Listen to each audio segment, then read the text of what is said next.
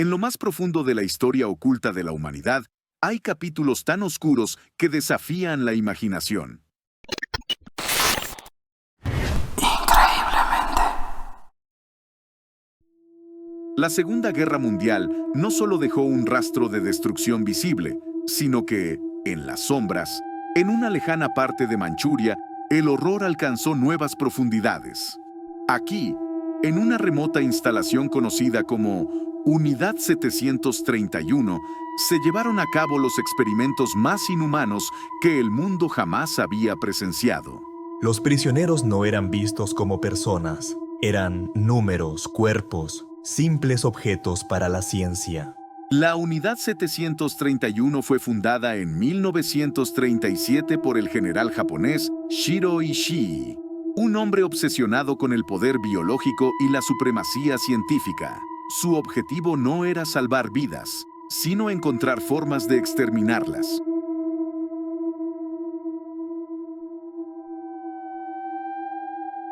Él y su equipo llevaron a cabo un tipo de experimentación tan brutal que incluso en tiempos de guerra, el silencio era su mejor arma. Aquí, hombres, mujeres y niños, prisioneros de guerra chinos, coreanos y rusos, fueron usados como conejillos de indias vivos en experimentos que sobrepasaron cualquier lógica médica. Para ellos, la ciencia era un medio de perfeccionar la muerte. La Unidad 731 se convirtió en un infierno disfrazado de laboratorio. Allí, el concepto de ética era inexistente. Los experimentos iban desde vivisecciones sin anestesia, donde los prisioneros eran diseccionados vivos para observar el funcionamiento de sus órganos, hasta la inoculación deliberada de enfermedades como el ántrax, el cólera y la peste bubónica. Imagina el dolor. Sentir cómo cortan tu piel, cómo exploran tus órganos mientras aún estás consciente. Saber que, aunque grites, nadie vendrá a ayudarte. La muerte habría sido un alivio, pero no para ellos. Los prisioneros eran sacrificados lentamente, pieza por pieza, como si fueran rompecabezas para resolver.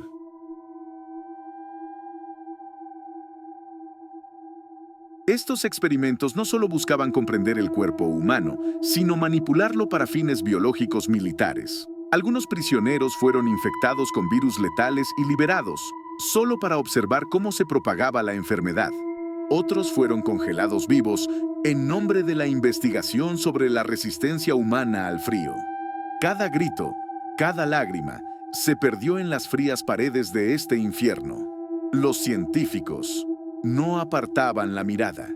Para ellos no eran personas, eran solo estadísticas.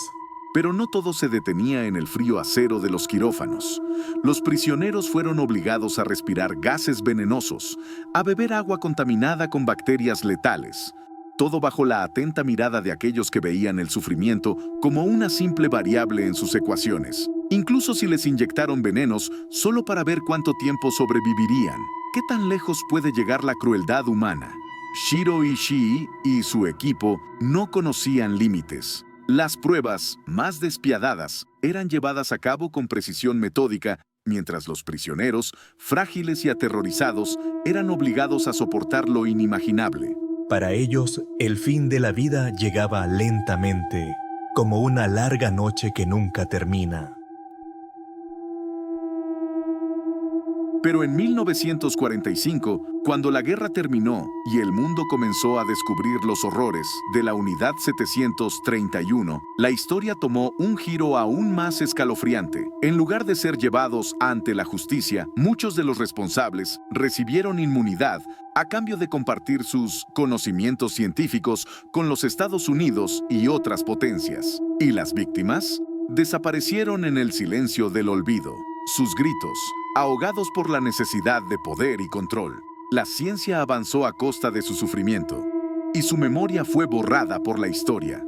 El precio de su muerte fue el silencio y la sombra de la injusticia.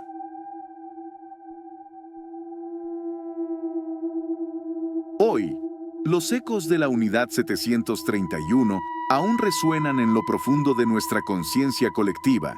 Un recordatorio de los extremos a los que puede llegar el hombre en nombre de la ciencia y de la delgada línea que separa el avance del conocimiento de la deshumanización. La verdad, aunque sombría, debe ser recordada, porque solo al enfrentarnos a los horrores del pasado podemos asegurarnos de que nunca se repitan.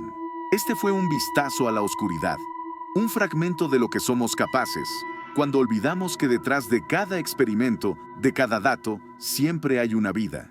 Una vida que no debe ser destruida en nombre del conocimiento.